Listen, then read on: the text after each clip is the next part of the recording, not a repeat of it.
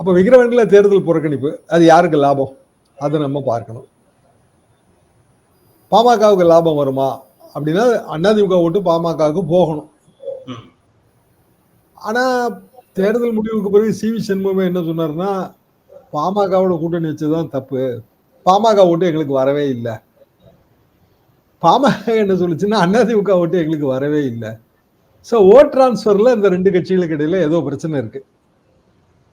சில நண்பர்களோட சர்வேல 12% காட்டுது நாம் தமிழர். அப்ப திமுக ஆவரேஜா எல்லா சர்வேக்கள் நம்ம நண்பர்கள் எல்லாம் 55% காட்டுது. 50% அந்த வெற்றி பிரம்மாண்ட வெற்றியாக கருதப்படுமா? ஏன்னா நான் சொன்ன 2015 ஆர்கே நகர் தேர்தலில் ஜெயலலிதா அவர்கள் வாங்கிய ஓட்டுங்கிறது 80க்கு மேல, 80% மேல. அவ்வளவு வாங்க முடியாட்டாலும் 70%, 65% திமுக அணி வாங்கணும். வாங்கினா தான் அது பிரம்மாண்ட வெற்றிங்கிற அந்த லிஸ்டுக்குள்ள நம்ம போக முடியும்.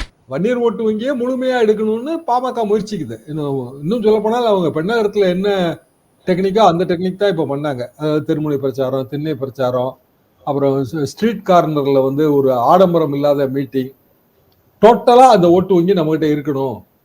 அப்போ இயல்பாக நான் வன்னியர் ஓட்டு வங்கியில தலித் ஓட்டு வங்கி உட்பட நான் வன்னியர் கம்யூனிட்டி அந்த ஓட்டு போட தயங்கும். ஒரு காஸ்ட் டாமினேஷன் தான் மற்ற காஸ்ட் கொஞ்சம் யோசிக்கும்.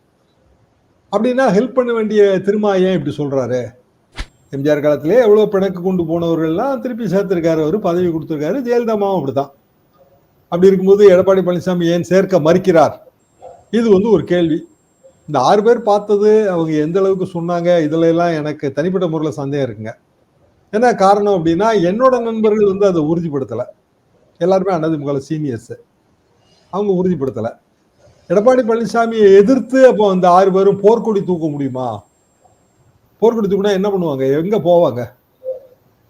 ஓபிஎஸ் கிட்ட போவாங்களா? ஓபிஎஸ் கிட்ட என்ன அமைப்பு இருக்கு? சசிகலா மாட்ட போவாங்களா? அவங்ககிட்ட என்ன அமைப்பு இருக்கு? இல்ல இவங்களே 6 பேரும் சேர்ந்து அருவரணி வைப்பாங்களா? இதெல்லாம் எதிர்காலத்துல கேள்விக்குறி. ஒரு அரசியல்வாதி அப்படியான முடிவு எடுக்க மாட்டாங்க. எம்ஜிஆர் மாதிரியான வசீகரம் இன்னைக்கு யாரும் கிடையாதுங்க. ஜெயலலிதா மாதிரியான வசீகரம் எல்லாம் கிடையாது. அப்ப அதிமுகங்கிறது பல்வேறு தலைவர்கள் அடங்கிய ஒரு அமைப்பு, அவ்வளவுதான். எடப்பாடி பழனிசாமி பேருக்கும் எல்லா இடத்துலயும் ஓட்டு கிடையாது.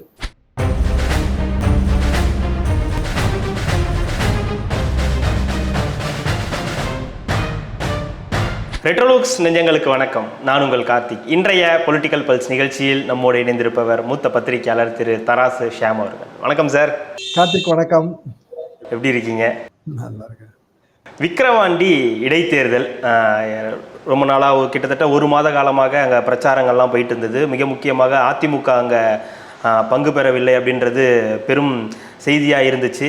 அதிமுகவின் ஓட்டுகள் எங்களுக்கு வேணும்னு சொல்லி 2 கட்சிகள் பேசிக்கிட்டு இருந்தாங்க. நேரடியாகவே ஆதரவெல்லாம் கேட்டாங்க.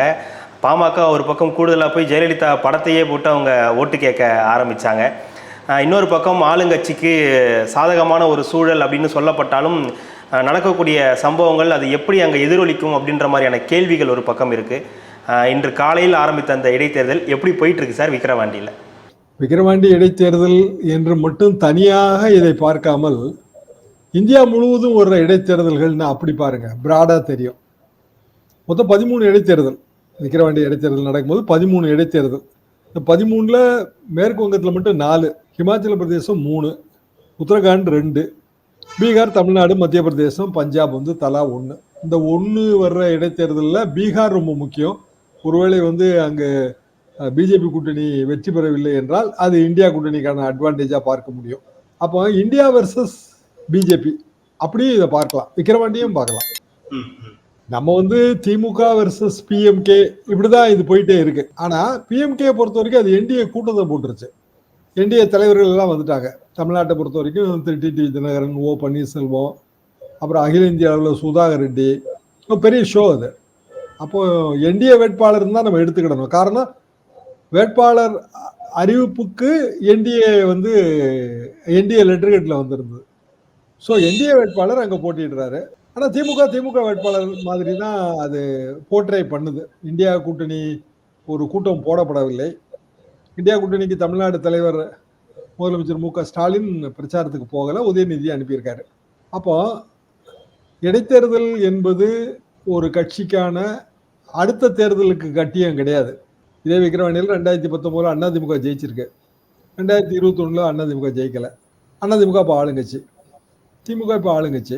விக்கிரவாண்டி தேர்தலில் பெரிய ஓட்டு வித்தியாசத்தில் ஜெயிக்கலாம். ஆனால் அதுவே 2026க்கான ஒரு கட்டியம்னு நம்ம சொல்ல முடியாது, சூசகம்னு நம்ம சொல்ல முடியாது. பல இடைத்தேர்தல் முடிவை நீங்கள் பார்க்கலாம். அப்போ விக்கிரவாண்டி இடைத்தேர்தலில் போலிங் பர்சன்டேஜ் அது ரொம்ப முக்கியம்.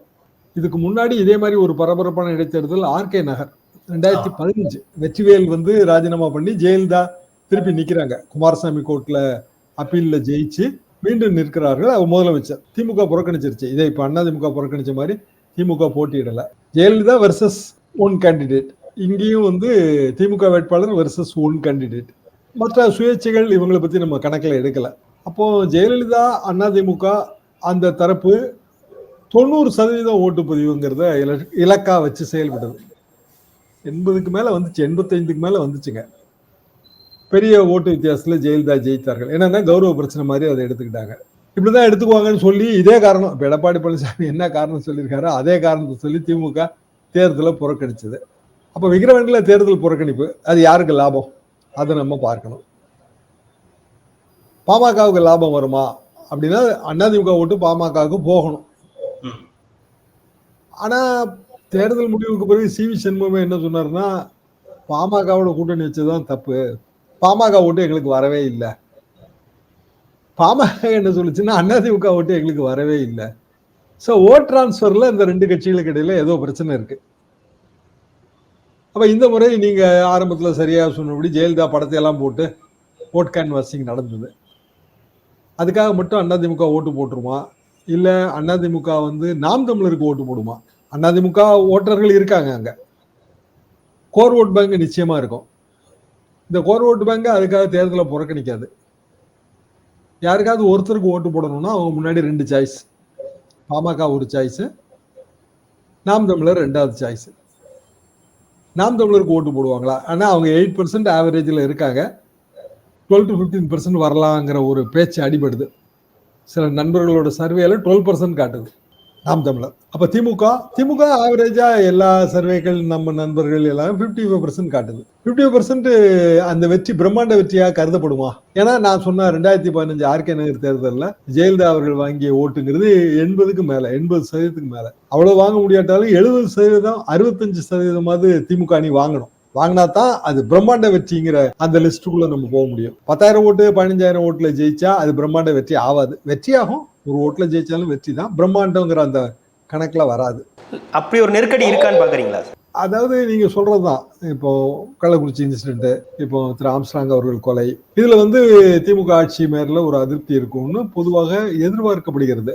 எனக்கு தெரிஞ்சு அவ்வளவு பெரிய அதிருப்தி ஏற்படுமாங்கிறது கொஞ்சம் சந்தேகம் தான். எதனால அப்படி? என்னன்னா அந்த கள்ளசாராய விஷசாராய சாவுகளை ஆர்டினரியான வாக்காளர்கள் அப்படி கடந்து போறாங்கிறது தான் என்னோட எண்ணம். எத்தனையோ சாவுகள் நான் பார்த்துருக்கேங்க. எம்ஜிஆர் காலத்திலே பார்த்ததுதான், 80களிலேயே பார்த்த விஷயம்தான். ஆனா அது உடனடியா வர்ற தேர்தலில் பிரதிபலிச்சதே கிடையாது. அப்பவும் இதே மாதிரியான ஒரு சாவு, பெரிய சாவுகள் திருச்செந்தூரும் என்னமோ இடைத்தேர்தல் வந்துச்சுங்க. பெரிய அளவுக்கெல்லாம் ஒன்றும் பாதிக்கப்படலை. ஆளுங்கட்சி ஜெயிக்கிறது தமிழ்நாட்டில் அப்படிதான் வருது இடைத்தேர்தலில். இப்ப அகில இந்திய இடைத்தேர்தலில் ஆளுங்கட்சி ஜெயிக்காத பல இடைத்தேர்தல் நம்ம சுட்டி காட்ட முடியும். தமிழ்நாட்டிலே அதிமுக திண்டுக்கல் இடைத்தேர்தலில் தானே மாபெரும் வெற்றியை ஈட்டி போச்சு. அப்போ திமுக தானே ஆளுங்கட்சி திமுக 3வது இடத்துக்கு போச்சுல 73ல. 40 திண்டுக்கல்ல இருக்காங்க. அப்ப இடைத்தேர்தலில் போட்டியிட்டு வெற்றியை நிரூபிப்பதுங்கிறது கட்சிகளுக்கான ஒரு பெரிய பாயிண்ட். அது ஒரு மான பிரச்சனை, கௌரவ பிரச்சனை. அதிமுக 6 மாசத்துலேயே போட்டி போடுச்சு. இப்ப அதிமுக போட்டி போட மறுக்குது. விஜய் கட்சி ஆரம்பிச்சிட்டாரு, அவர் நான் போட்டி போட போறதே இல்லை, 2026 தான் சொல்றாரு. இப்ப 2026ல ஒரு களம் மாறும். அந்த மாறுதல் களம் என்னவோ அதுக்கு இப்ப காய் நகரும்ல. ஏன்னா 24 ஜூலை ஆகி போச்சு. அப்படின்னா தலித் ஓட்டு வங்கி, அதாவது எஸ்சி ஓட்டு வங்கி, பெரிய பட்டியலினத்தவர்கள் ஓட்டு வங்கி பெரிய அளவுக்கு திமுகவுக்கு ஹெல்ப் பண்ணியிருக்கு, இந்தியா கூட்டணிக்கே. ஏன்னா நீங்க இதை ஆல் இண்டியா பிக்சேஷன்ல பார்க்கணுங்கிறதுக்காக தான் நான் இதை அப்படி லிங்க் பண்ணி பேசுறேங்க. அப்போ பீகார், வெஸ்ட் பெங்கால், தமிழ்நாடு, மத்திய பிரதேசம் இந்த மாநிலங்கள்ல வெஸ்ட் பெங்காலோட 4 ஸ்டேட் எலெக்ஷனுக்கு ஆங்கில பத்திரிகைகள் என்ன மாதிரியான கமெண்ட் கொடுக்குன்னா, திரிணாமுல் காங்கிரஸுக்கான தலித் ஓட்டு வங்கி ஆதரவு. இது வந்து இந்த 4 இடைத்தேர்தல ப்ரூவ், 4 இடைத்தேர்தல், அது 4ங்கிற நம்பர் ஜாஸ்தி, அது ப்ரூவ் ஆகும். என்னன்னா டிஎம்சியை நோக்கி, அதாவது திரிணாமுல் காங்கிரஸ் நோக்கி ஒரு எம்எல்ஏ அங்க இறந்ததுனாலையும் தேர்தல், மற்றதெல்லாம் வந்து ராஜினாமாவால் ஏற்படுற தேர்தல். பிஜேபி வெறுமனே வந்து ஒரு மேட்டுக்குடி ஓட்டு வங்கியை மட்டும்தான் வெஸ்ட் பெங்கால்ல வச்சிருக்கு, இதை முறியடிப்பதுதான் நோக்கம்னு ஆங்கில பத்திரிகைகள் எழுதுது. கிட்டத்தட்ட அதே நிலைமையை இங்கேயும் நீங்க மாத்தி பார்க்கலாம். எப்படின்னா, இங்க பாமக ஓட்டு வங்கி, அதாவது வன்னியர் ஓட்டு வங்கி. விக்கிரவாண்டி ஒரு ரொம்ப செறிந்த வன்னியர் ஓட்டு வங்கி, அடர்த்தியா இருக்கிற வன்னியர் ஓட்டு வங்கி. அப்ப பாமகவுக்கான கட்டாயம் என்ன? வன்னியர் ஓட்டு வங்கி நம்மகிட்ட முழுமையா இருக்கு. அப்பதான் 2026 தேர்தலில் அவங்களுக்கான முக்கியத்துவம் கிடைக்கும். ஏன்னா பாமகவுக்கு வேற எங்கேயும் ஓட்டு வங்கி இல்லை. இப்போ சவுத்துல எல்லாம் அவங்களுக்கான ஓட்டு வங்கி எதுவும் கிடையாது. வட மாவட்டங்கள்ல அந்த குறிப்பிட்ட கம்யூனிட்டி இடங்கள்ல நல்ல ஓட்டு வங்கி இருக்கு, தருமபுரி வரைக்கும். அப்ப அது வரைக்குமான ஒரு 40-50 சட்டமன்ற தொகுதிகளில் ஒரு லயன்ஸ் ஷேர் எதிர்கால கூட்டணியில வாங்கணும்னா விக்கிரவாண்டி அவங்களுக்கு ஒரு உரைகள்லா மாறுது. வெஸ்ட் பெங்கால்ல எப்படி வந்து இந்த 4 தொகுதி, ஆனா டிஎம்சி அங்க ரூலிங் பார்ட்டி, அது ஒரு உரைகல்லாக மாறுதோ அப்படி இப்ப திமுகவுக்கு இந்த கட்டாயம் வந்தது. என்னன்னா, கள்ளக்குறிச்சி கள்ளசாராயம் பாதிக்கப்பட்டது பட்டியல் இனத்தவர்கள், ஆம்ஸ்ட்ராங் கொலை பாதிக்கப்பட்டது பட்டியல் இனத்தவர். திருமாவளவன் என்ன சொல்றாரு? பட்டியல் இனத்தவர்களை வந்து இந்த அரசு அவர்களுக்கு தலித் தலைவர்களுக்கு உரிய பாதுகாப்பு கொடுக்க தவறிடுச்சு, தலித் ஓட்ட வெறுமனே தேர்தலுக்கு தான் பயன்படுத்துறாங்க. டைரக்டர் ரஞ்சித்தே அதே குற்றச்சாட்டு தான் வைக்கிறாரு. அப்போ வந்து வெறும் தேர்தலுக்கு மட்டும் பயன்படுவதற்கு என்ன தலித் ஓட்டு வங்கி என்ன அப்படியா போயிடுச்சு? என்னன்னா, அவரு கள்ளசாராயம், அதாவது பூர்ண மதுவிலக்கு வேணும் என்று கருத்தரங்கு நடத்த போறாரு திரும்ப. அது சாத்தியம் இல்லைன்னா அனைவருக்குமே தெரியும். இந்தியா பூர்ண மதுவிலக்கு இல்லைன்னா எப்படி இங்க சாத்தியம்? கலைஞர் காலத்துலங்க 71 காலகட்டத்துல மதுவிலக்கு முதல்ல எடுக்கும்போது கலைஞர் சொன்ன காரணம் என்னன்னா, எரியும் அக்கினி வளையத்திற்கு நடுவே எரியாத கற்பூரமாக நாம் எப்படி இருக்க முடியும், எத்தனை காலத்துக்கு இருக்க முடியும்? அதாவது அக்கினி வளையம் எரியுது, நடுவில் ஒரு சூட கட்டி இருக்கு, அது எப்படி பத்தாம இருக்குன்னு கேட்கிறார். சுத்தி வந்து எல்லா மாநிலத்திலும் மது கிடைக்குது, தமிழ்நாடு மட்டும் வந்து மது விலக்கை எப்படி அமல்படுத்த முடியுங்கிறதா அவர் கேட்ட கேள்வி. மது விலக்கை ஒத்தி வைக்கிறோம் தான் சொன்னாரு.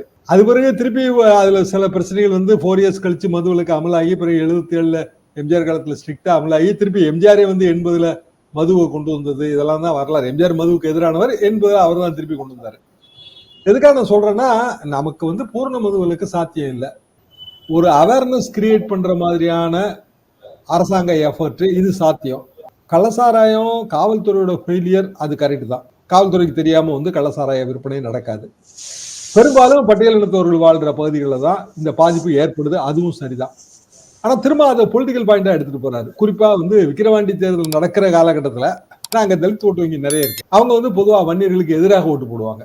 அப்ப பாமக ஓட்டு வங்கிக்கு எதிரான ஒரு ஓட்டு வங்கி, அந்த ஓட்டு வங்கி இந்தியா கூட்டணியின் ஒரு அங்கங்கிற முறையில திரும்ப திமுகவுக்கு பெற்றுத்தர வேண்டிய ஓட்டு வங்கி இல்லையா? இப்ப நம்ம ஆல் இந்தியா பேசிஸ்ல 13 இடைத்தேர்தல இந்தியா வெர்சஸ் பிஜேபின்னு பாக்குறோம். அதே உதாரணம் இங்கேயும் பொருந்தும். வன்னியர் ஓட்டு வங்கியை முழுமையா எடுக்கணும்னு பாமக முயற்சிக்குது. இன்னும் சொல்ல போனால் அவங்க பெண்ணகரத்துல என்ன டெக்னிக்கா அந்த டெக்னிக் தான் இப்ப பண்ணாங்க. அதாவது தெருமுனை பிரச்சாரம், திண்ணை பிரச்சாரம், அப்புறம் ஸ்ட்ரீட் கார்னர்ல வந்து ஒரு ஆடம்பரம் இல்லாத மீட்டிங், டோட்டலா அந்த ஓட்டு வங்கி நம்ம கிட்ட இருக்கணும். அப்போ இயல்பாக நான் வன்னியர் ஓட்டு வங்கியில தலித் ஓட்டு வங்கி உட்பட நான் வன்னியர் கம்யூனிட்டி அந்த ஓட்டு போட தயங்கும். ஒரு காஸ்ட் டாமினேஷன் தான் மற்ற காஸ்ட் கொஞ்சம் யோசிக்கும். அப்படின்னா ஹெல்ப் பண்ண வேண்டிய திருமா ஏன் இப்படி சொல்றாரு?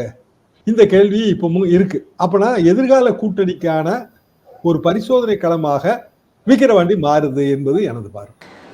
இன்னொரு பக்கம் வந்து அதிமுக இதில் வந்து பங்கு பெறலை அப்படின்னாலும் கூட அதை தவிர மற்ற எல்லா பிரச்சனைகளையும் அவங்க வந்து பங்கெடுத்துக்கிட்டு இருக்காங்க அப்படின்னு சொல்லலாம். குறிப்பாக வந்து அண்ணாமலை அவர்களுடனான அந்த மோதல் அப்படின்றது எடப்பாடியே களத்தில் இறங்கி பேச ஆரம்பிச்சிருக்கார். இன்னொரு பக்கம் அதிமுகவில் வந்து ஓபிஎஸ்ஸையும் மற்றவர்களையும் சேர்க்க வேண்டும், விலகியவர்களையும் சேர்க்க வேண்டும்ன்ற ஒரு கட்டாயம் வந்து வந்திருக்கு. அதுக்காக வந்து எடப்பாடியை போய் சந்திக்கிறாங்க, ஒரு 6 பேர் வந்து போய் சந்திக்கிறாங்கன்ற ஒரு பேச்சு வந்து பரவலாகி இருக்கு. அதற்கான அறிகுறிகளும் நம்ம பார்த்துக்கிட்டு தான் இருக்கோம். இதை எப்படி பார்க்குறீங்க சார்? அதிமுகவில் நடக்கக்கூடிய அந்த குழப்பங்களை எப்படி பார்க்குறீங்க? ஒருங்கிணைந்த அதிமுக அல்லது ஒற்றுமைப்படுத்தப்பட்ட அதிமுக, இதுதான் இதோட அடிநாதம். அதிமுக பேர்ல பற்று இருக்கிற எல்லாரும் கட்சி ஒற்றுமையா இருக்கணும் தான் நினைப்பாங்க. எம்ஜிஆர் காலத்திலே எவ்வளவு பிணக்கு கொண்டு போனவர்கள்லாம் திருப்பி சேர்த்திருக்காரு, அவரு பதவி கொடுத்திருக்காரு. ஜெயலலிதாவும் அப்படித்தான். அப்படி இருக்கும்போது எடப்பாடி பழனிசாமி ஏன் சேர்க்க மறுக்கிறார்? இது வந்து ஒரு கேள்வி. இந்த 6 பேர் பார்த்தது அவங்க எந்த அளவுக்கு சொன்னாங்க, இதுல எல்லாம் எனக்கு தனிப்பட்ட முறையில் சந்தேகம் இருக்குங்க. என்ன காரணம் அப்படின்னா, என்னோட நண்பர்கள் வந்து அதை உறுதிப்படுத்தலை. எல்லாருமே அதிமுக சீனியர்ஸ், அவங்க உறுதிப்படுத்தலை. எடப்பாடி பழனிசாமியை எதிர்த்து அப்போ அந்த 6 பேரும் போர்க்கொடி தூக்க முடியுமா? போர்க்கொடி தூக்குனா என்ன பண்ணுவாங்க? எங்க போவாங்க? ஓபிஎஸ் கிட்ட போவாங்களா? ஓபிஎஸ் கிட்ட என்ன அமைப்பு இருக்கு? சசிகலா மாட்ட போவாங்களா? அவங்ககிட்ட என்ன அமைப்பு இருக்கு? இல்ல இவங்களே 6 பேரும் சேர்ந்து அருவரணி வைப்பாங்களா? இதெல்லாம் எதிர்காலத்துல கேள்விக்குறி. ஒரு அரசியல்வாதி அப்படியான முடிவு எடுக்க மாட்டாங்க. 6 பேரு ரைட்டு. இந்த 6 பேரும் அவங்கவுங்க பகுதியில் அறிமுகமான பெரிய தலைவர்கள் தான், சீனியர்ஸ் தான். அதை தாண்டி வேலுமணிக்கு திருநெல்வேலியில் என்ன ஓட்டு இருக்கு? தங்கமணிக்கு வந்து தூத்துக்குடியில ஓட்டு இருக்கா? செங்கோட்டையனுக்கு வந்து நாகர்கோயிலில் ஓட்டு இருக்கா? கிடையாது. சரி, அவங்க வந்து சீனியர் லீடர்ஸ். பட் அந்த 6 பேரும் சேர்ந்து ஒரு போட்டியான ஒரு அமைப்பை உருவாக்குவதுங்கிறது கடினம். ஏன்னா அதிமுகங்கிறது பேனர் வைஸ் எம்ஜிஆர் ஜெயலலிதா ரெட்டையில. இன்னைய தேதிக்கு ரெட்டையிலை கையெழுத்து போடுற உரிமை எடப்பாடி பழனிசாமிக்கு இருக்கு. அப்படின்னா இந்த 6 பேர் சேர்ந்து ஒரு போட்டி அதிமுக உருவாக்கி அந்த இடத்துல அவங்களோட எம்எல்ஏ பதவிகள்லாம் இடிப்பு வந்துடும். சிட்டிங் எம்எல்ஏ அதை எப்படி விட முடியும்? இன்னும் 1.5 வருஷம் 1.25 வருஷம் இருக்கு. அப்ப போர்க்கொடி தூக்கி கட்சியை விட்டு உடனே போர்க்கொடி தூக்கணும்னா எடப்பாடி பழனிசாமி 6 பேரையும் கட்சியை விட்டு நிற்கிறாருல. அப்போ சட்டமன்றத்தில் அதிமுகவா எப்படி போக முடியும்? அந்த முடிவெல்லாம் எடுக்கவே மாட்டாங்க, யாருமே எடுக்க மாட்டாங்க. நீங்களும் நானும் எடுக்க மாட்டோம் இல்லையா? நம்மகிட்ட இருக்கிற பதவியை அதை விட்டு அடுத்த தேர்தலில் ஜெயிப்போம் இல்லையோ, இந்த தேர்தலில் அப்போ எடப்பாடி பழனிசாமியின் உள்ளரங்க கூட்டத்துல ஆலோசனை கூறியிருக்கலாம். அது நமக்கு தெரியாது. ஏன்னா நம்ம யாரும் அந்த கூட்டத்துல பிரசன்ட் கிடையாது. வெளியில வர செய்திகள் தான் இது எல்லாமே. ஒற்றுமை அவசியமான அவசியம், அதுல யாரும் மறுக்கவே முடியாது. ஒரு கட்சி ஒற்றுமையா தானே இருக்கணும். இன்னும் சொல்ல போனா பிஜேபி வரக்கூடாதுன்னு நினைக்கிறவங்க எல்லாரும் திமுகவும் அதிமுகவும் ஒற்றுமையா இருக்கணும்னு நினைப்பாங்க. 2 கட்சி மாதிரியே 1000 குறைபாடு மனசுல இருந்தாலும் அப்படித்தானே நம்ம நினைப்போம். அப்ப அதிமுக ஒற்றுமைப்பட வேண்டும், ரைட்டு, அது டிக் அடிச்சாச்சு. ஒற்றுமைக்கான ஆப்ஷன் என்ன? ஆப்ஷன் என்னன்னா, ஆப்ஷன் ஏ, எடப்பாடி பழனிசாமி தான் போச்சேரா இருக்க முடியும். என்ன காரணம்னா சட்டப்படி. ஆப்ஷன் பி, கட்சியிலிருந்து விலகி மீண்டும் கட்சிக்குள்ள வர்றவங்க, இல்ல விலக்கப்பட்டு மீண்டும் கட்சிக்குள்ள வர்றவங்களுக்கு என்ன பதவி கொடுக்க பொறுப்பு? ஓபிஎஸ் வந்த உடனே தென் மாவட்டங்கள்ல அதிமுக ஓட்டு வங்கி உயர்ந்துருமா? டிடிவி அவரு நான் இந்த ஆட்டத்திலே இல்லைன்ட்டாரு. அவர் தனி கட்சி, தனி சின்னம். நாளைக்கு அந்த சின்னத்துல ஒரு 10 தொகுதி ஜெயிச்சிட்டாருன்னா அப்புறம் கூக்கர் சின்னத்தை விட்டுட்டு ரெட்டையிலேயே வாங்கிட்டு வருவாரா? இதெல்லாம் பிராக்டிகல் கொஸ்டின்ஸ், நம்ம ஃபேஸ் பண்ண வேண்டிய கொஸ்டின். சும்மா வந்து பொலிட்டிக்கல் அப்சர்வேஷன் பேர்ல எதனாலும் சொல்லக்கூடாது. நான் வந்து ஒரு சின்னத்துல போட்டிடுறேங்க, அதுல ஜெயிக்கிறேங்க, அப்புறம் அதானே எனக்கு வெற்றி சின்னம். எம்ஜிஆரே வந்து ரெட்டையில அப்படிதானே வந்துச்சு 73 திண்டுக்கல் தேர்தல்ல. எம்ஜிஆர் விரும்பினது என்ன சின்னம் தெரியுமா? சிங்கம் சின்னம். அது ஃபார்வர்ட் பிளாக். ஆமா, அது ஃபார்வர்ட் பிளாக்ல இருந்தது. அவர் வளர்த்ததுனாலயா? இல்ல, அவருக்கு அது மேல ஒரு கிரேஸ். மாயத்தேவர் தான் போய் அந்த மதுரையில அந்த அந்த எல்லாம் வெளியில நிக்கிறவங்க, சின்ன அலோகேஷன் நடக்கு, சுயேட்சை தானே கட்சி. அப்ப பதிவெல்லாம் கிடையாது இல்லையா? 89 தான் பதிவு சட்டம் வருது. கட்சி ஆரம்பிச்சுக்கலாம், நம்ம கட்சி பேனரை போட்டுக்கலாம். ஆனா அங்கீகாரம் இல்ல பதிவு அங்கீகாரம் கிடைக்கிற வரைக்கும் நம்ம வந்து சும்மா அது சுயேட்சையா தான் போட்டி போடணும். மாயத்தேவரே சுயேட்சை நின்னதுதான். சுயேட்சைக்கு எப்போ சின்ன ஒதுக்கீடு பண்ணுவாங்க?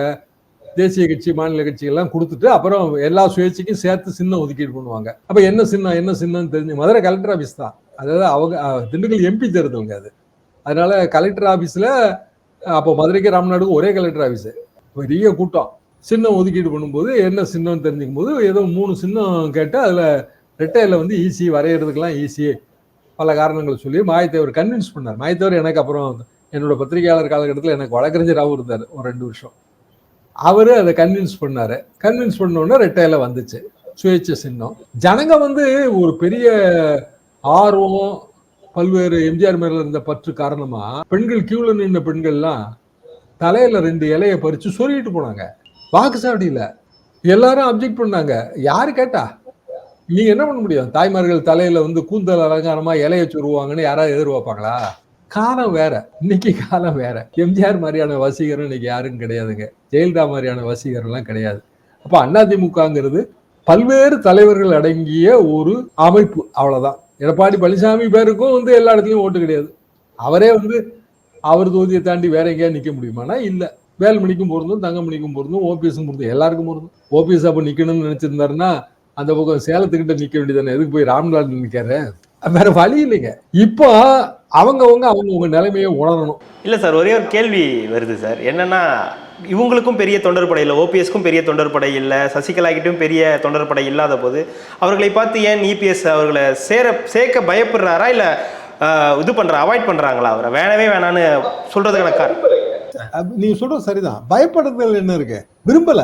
அதாவது போனவங்களா இருக்கட்டும், மீண்டும் ஏதாவது பிரஷருக்கு நம்ம வந்து ஓகே கொடுத்து அவங்க சேர்ந்தா அவங்க தரப்புல இருந்து அந்த அந்த கோஷ்டிகள் வந்துகிட்டே இருக்கும், குடும்பம் வரும், இப்படியான ஒரு விஷயம். அரசியல் அச்சம் அதுல இருக்கலாம், இல்லைன்னு சொல்லக்கூடாது.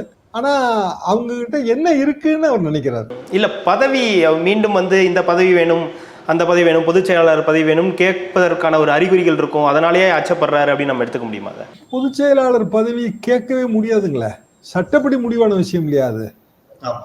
துணை பொதுச் செயலாளர், கூடுதல் பொதுச் செயலாளர் புதுசா போட்டுக்கலாம். அது அமைப்பு சட்டத்தெல்லாம் மாத்தணும், பொதுக்குழுவை கூட்டணும் திருப்பி. பொதுக்குழுல அது கண்டிப்பா வந்து அதுல பிரச்சனை வரும். அப்போ இப்போ ஒரு கூடுதல் பொதுச் செயலாளர்னு சும்மா ஒரு இதுக்காக சொல்றேன், வாதத்துக்காக, கூடுதல் பொதுச் செயலாளர் சசிகலா அப்படின்னா, அப்போ இவ்வளவு நாள் நாங்க கூடவே இருந்தோம், எங்களுக்கு அதை கொடுக்க கூடாதான்னு வேலுமணி நினைக்க மாட்டாரா? தங்கமணி நினைக்க மாட்டாரா? யாருங்க கட்சியை விட்டு கொடுப்பா? கட்சி பதவியை யாரு விட்டு கொடுப்பா? அண்ணாவே கட்சி வந்து வேட்டின்ட்டாரு. பதவி மேல போற துண்டு, தோல்ல போடுற துண்டு, அது எப்பனாலும் எடுத்து வைக்கலாம். வேட்டியை விட முடியாதுல்ல, யாருமே அதெல்லாம் விட மாட்டாங்க. அப்போ அதிமுக ஒற்றுமைப்பட வேண்டும், இணைய வேண்டும் சொல்றவங்க எடப்பாடி பழனிசாமி ஆப்ஷன்ல மன்னிப்பு கடிதம் எழுதி கொடுத்துட்டு சேர்ந்துக்கின்றாரு. அது சீனியர் லீடருக்கு அது முடியாது, மன்னிப்பு கடிதம் எழுதி கொடுக்கறதுங்கிறது அவங்களுக்கு கஷ்டம். ரெண்டாவது என்ன, அவங்க கட்சியில இருந்து நீங்க தானே விளக்குனீங்கம்பாங்க. இல்ல நீங்க கட்சி ஆபீஸ் எல்லாம் அடிச்சீங்க, கொடியெல்லாம் கிழிச்சிங்கன்னா அது முன்னாடியே நடந்திருக்குங்க, ஜெயலலிதா காலத்திலயும் நடந்திருக்கு. அதனால அது ஒரு பாயிண்டாலாம் சொல்ல முடியாது. தேர்தலில் வெற்றி பெறுவதற்கு உதவுமா உதவாதா, இவ்வளவுதானே அல்டிமேட் கேள்வி. 26 எப்படி சமாளிக்க போறீங்க, எப்படி வெற்றி பெற போறீங்க? திமுக கூட்டணி வலிமையா இருக்க. இப்ப எடப்பாடி என்ன நினைக்காரு, இல்ல வலிமையெல்லாம் ஒண்ணும் இல்ல, இந்த திரும்ப வந்துகிட்டே இருக்காரு, நாளைக்கு காங்கிரஸ் கூட வந்தாலும் வந்துடும், இது அவர் கால்குலேஷனுங்க. நடக்குமான்லாம் யாருக்கும் தெரியாது. அரசியல்ங்கிறது அது ஒரு ஆயிரங்கால் பூதங்க, எந்த பக்கம் நகருதுன்னே யாருக்கும் தெரியாது. ஆனா அதிமுக ஒரு ஃபியூச்சர் கூட்டணி அமைப்பதற்கு எடப்பாடி பழனிசாமி பொதுச் செயலாளர் சின்ன அவற்ற இருக்கு, இப்படிதான் அவங்க பார்ப்பாங்க. கட்சிக்குள்ள வந்து சில சஜஷன்ஸ் வரும், ஆனா அது எல்லாமே ஹேஷிய செய்தி தான், நேரடியான ரிசல்ட்டா வருமாங்கிறது சந்தேகம். சசிகலாமாவோட ப்ராப்ளம் என்ன அப்படின்னா, நீங்க சொன்ன மாதிரி அவங்ககிட்ட அமைப்பு இல்ல, தொண்டர் பலம். ஓபிஎஸ் ஒரு அட்வான்டேஜ் என்னன்னா, அவர் தென் மாவட்டங்கள்ல அவருக்கு வந்து ஒரு ஓட்டு வங்கி இருக்கு. அது குறிப்பா வந்து அவர் சார்ந்த இனத்தவர்கள் பல்வேறு காரணங்களால அதிருப்தியா இருக்காங்க. ஆனா அவங்க அதிமுகவோட பேசிக் ஓட்டு வங்கி, அதனால அவரை சேர்க்கலாம்னா அவரை சேர்த்தா திருப்பி பல்வேறு பிரச்சனைகள் உள்ள வருமோ, ஏன்னா வழக்குகள் இருக்கு, வழக்க பூரா வாபஸ் வாங்கணும், இப்படியான பல சிக்கல்கள் அங்க அதிமுக அந்த ஒருங்கிணைப்பு முயற்சியில இருப்பதாகத்தான் நான் உணர்றேங்க. இப்போதைக்கு அது சாத்தியமாகிறது எனக்கு சந்தேகமா தான் இருக்கு. 2025 கடைசியில வேணா சாத்தியப்படலாம். இல்ல ஒரே ஒரு கேள்வி வருது சார், என்னன்னா உறுதிப்படுத்தப்படாத தகவல்னு நீங்க ஆரம்பத்திலே சொன்னீங்க, தெரியல இது போயிருக்கலாம் அப்படின்னு. ஒரு வாதத்துக்கு நம்ம அவங்க போயிருக்காங்கன்னே வச்சுக்கலாம், ஒரு 6 பேர் கொண்ட குழு போயிருக்காங்கன்னே வச்சுக்கிட்டா கூட. குழு வந்து ஒரு கல்யாணத்துக்குள்ள எங்க போயிருக்கு? இல்ல அப்படியேதான் அங்க போயிருக்காங்கன்னு தான் சார் செய்தியா இருந்துச்சு. இல்ல, ஒரு கல்யாணம் நடக்குது, அதுல எல்லாரும் கலந்துக்கிறாங்க. அப்புறம் வந்து அவங்க வந்து இன்னையில இருந்து கூட்டம், அதுக்கு வந்து அவங்க எடப்பாடி பழனிசாமி வீட்டுல வந்து அவங்க பேசியிருக்கலாம். ஏன்னா அவங்க ரெகுலரா சந்திச்சு பேசுறவங்க தானே, இன்னைக்கு ஒன்றும் புதுசு இல்லையே. இல்ல அதான் இதுக்காக இப்ப பேசுறாங்க அப்படின்றது செய்தியா இருக்கு. அது நேரத்துல இருந்து போட்டுட்டு இருக்காங்க. நான் உண்மையிலேங்க இந்த என்னோட இதுல ஒரு புக் இருக்கு பாத்தீங்களா, அது இன்னைக்கு ரிலீஸ் ஆகுது. அது நண்பர் நாஞ்சல் வின்சென்ட்னு அவர் தான் வந்து அந்த புக் எழுதுற சீனியர் பர்சன், எல்லாருக்கும் தெரியும் அவரை. அந்த புக்கை கொடுத்து விட்டுட்டு பேசும்போது நேற்று நைட்டு 8 மணிக்கு என்னங்க இப்படி சொல்றாங்க, நாங்க இப்படிதாங்க பேசணும், இப்படிதான் வந்து சந்திச்சோம், இதுல என்ன பெரிய ரகசியம் இருக்கு. ஏன்னா இன்னைக்கு திருப்பி கூட்டம் நடக்குது, இதை பத்தி எந்த விதமான ஒரு டாக்கும் இல்லையே. இல்ல ஒருவேளை எடப்பாடிக்கு எதிரான ஒரு தலைமை மீதான ஒரு அதிருப்தி, இல்ல நம்ம ஓட்டு வங்கி கம்மி ஆயிடுச்சு, நம்ம எல்லாரையும் சேர்த்து போன்ற ஒரு குரல் அவங்க இடத்துல இருந்தே வந்துகிட்டு இருக்குன்றதை நம்ம எடுத்துக்கலாமா? அதை அப்படி பெருசா வந்த மாதிரி தெரியல எனக்கு. ஏன்னா அரசியல்வாதி அடிப்படையான சோபம் என்னன்னா, முதல்ல தன்னையை காப்பாத்திக்குவாங்க. தற்காத்து தற்கொண்டார் பேணி கதை தான் அது. அப்புறம் நம்ம கட்சி அதான் தற்கொண்டார், தற்காத்துக்கிறது தன்னையே காத்துக்கிறது.